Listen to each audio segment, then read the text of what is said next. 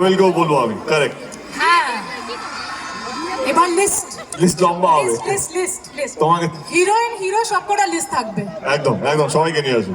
But thank you so much এইভাবে আপন করে নেওয়ার জন্য, এবং শুধু এই ভালোবাসাটা আমার জন্য নয়, দেবের জন্য যে এতটা ভালোবাসা আমি এতগুলো বছর ধরে দেখে আসছি আপনাদের সকলের খুব ভালো। এবং মাননীয় সাংসদ দীপক অধিকারী, একটা সিনেমা হল তো ঘাটালে হওয়া দরকার।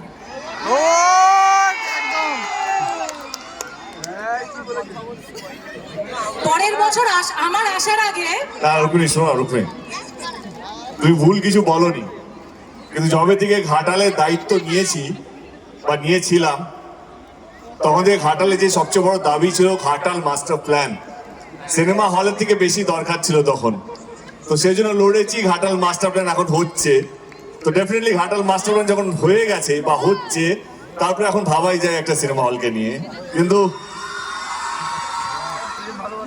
এই ঘাটালকে বাঁচিয়ে রাখা এবং ঘাটালের মানুষকে ভালো রাখা, সে যেই ধর্মেরই হোক না কেন, যেই পলিটিক্যাল আইডিওলজি নিয়ে হোক না কেন, সে যেই দলেরই